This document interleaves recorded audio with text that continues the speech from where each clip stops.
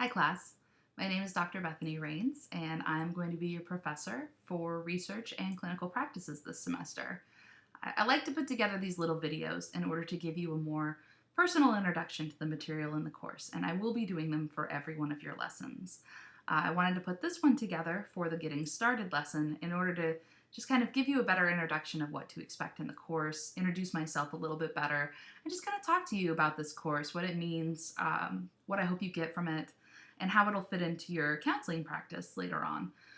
So first, let me just introduce myself a little bit. I am the research scientist for the Hazelden Betty Ford Foundation. So I do all of our institutional research. I do a lot of testing in our programs and look into our outcomes and make sure everything's working as well as it should be. We also do a few clinical projects here and there just to kind of look into the field of addiction counseling as a whole, try and contribute to that. I am a little bit unique with the grad school in that I am our research faculty. So it's a little bit like an adjunct, only I am on campus technically. I am not in the Cork building. I'm actually over in the Butler Center where I work most of my time doing my research. I dedicate every Monday to this class and I work from home in order to pay complete attention to you guys in this course every Monday without any distraction. So if you need to get a hold of me on Mondays, it's really in your best interest to email me or call me, or we can set up a chat session on Populi. Any other day of the week, you're more than welcome to stop by and see me in the Butler Center, and we can kind of set up an appointment, make sure that I can catch you and I'm not in a meeting, and we can go over anything that you need to talk about in the class. So if you want my information, which eventually I imagine you would want to, you can get all that from the course office.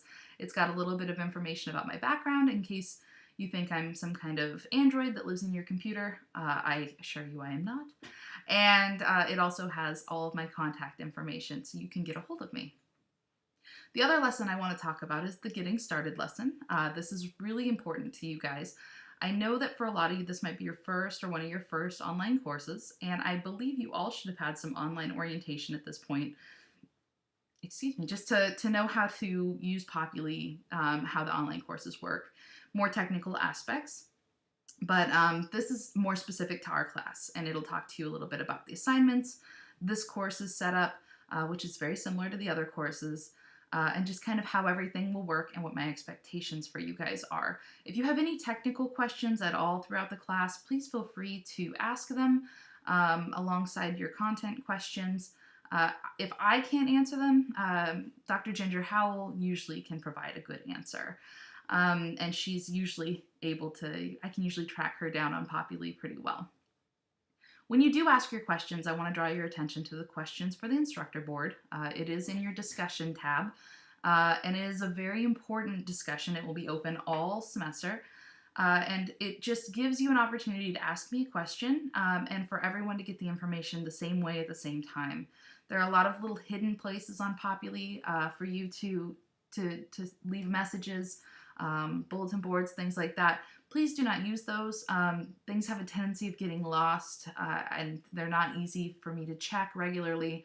On questions for the instructor, when you post something, I will get an email and be able to respond to you ASAP. If you have a private question about a grade or an assignment or just a general kind of question you don't want everyone to see, feel free to email me and I will get that and answer you as soon as I can as well. So that kind of just gives you an overview of the class. I just want to spend the second half of this video explaining to you guys what the class is all about and why you're here. So first, one of the big questions we get from students and kind of one of the common early attitudes of students in this class is, why am I here? Why do I need to be here? I don't want to be a scientist. I want to be a counselor. It's a very valid question, and it really kind of deserves an answer right out of the gate. Counseling is certainly an art more than it is a science, and it really in and of itself does not abide by great, rules and the scientific method. However, we do use science to test our counseling methods and make sure that we're not hurting our patients and that we're helping them as much as possible. Testing has allowed us to develop strong practices. It lets us know what works, what doesn't. It helps us from doing things like leeching people to get the bad blood out or shocking people with electricity. um, or doing a lobotomy. All of these things, we need to know if things hurt people more than they help people. So, how do you do that? Well, you generally go to what we call the scientific literature, which would just be articles in peer reviewed scientific journals. If any of you guys are unfamiliar with scientific journals, if you haven't really worked with them that much or you haven't really gotten much further than the abstract, I encourage you to take a look at them. Generally, they're an outline of different experiments that led to the study that you're reading about. It's a very thorough and detailed explanation of the methods that they use, a very detailed explanation of the statistical analyses they use and the findings that they got from them. And then at the end in the discussion section, they interpret everything and come up with a finding. Now, if you're reading this and you don't have any research experience, it will be Greek to you, and that's not very helpful to you as a counselor. I want to be able to teach you all of the basics of research so that you can read about a research study in the scientific literature and you can, one, know if it's something that you agree with or disagree with.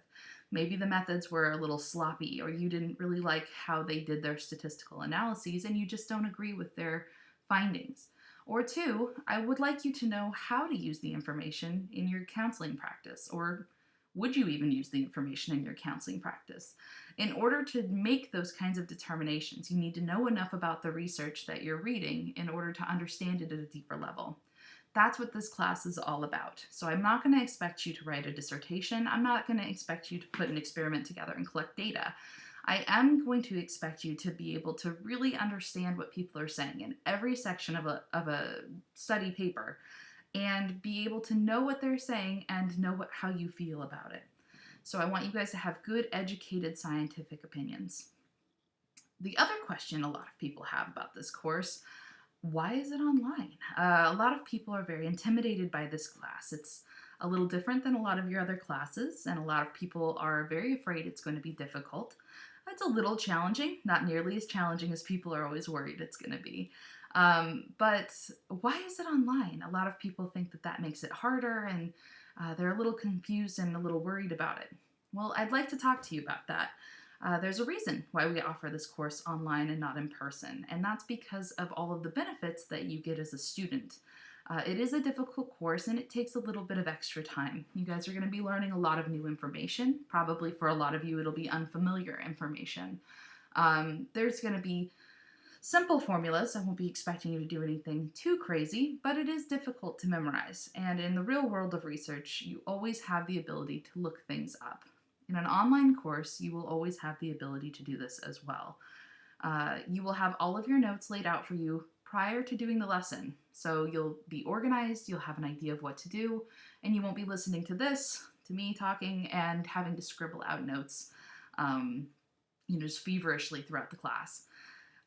Your tests in an online course are actually open for 3 to 4 days. So instead of having to rush through a test in 3 hours, you'll have 3 or 4 days to go through, carefully consider your answers, go back through, check, make sure your notes are correct, make sure that you've read through everything.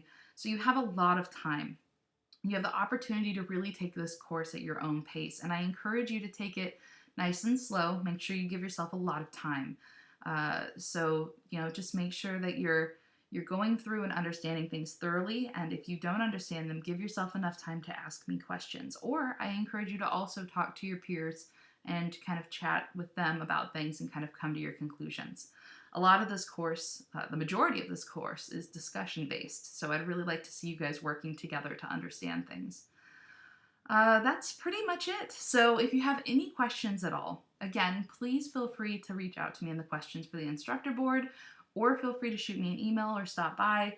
I'd be more than happy to talk to you, and I really look forward to teaching this class with you guys. I really hope that you like it. I guarantee you're going to learn a lot, and so good luck, and on to week 1.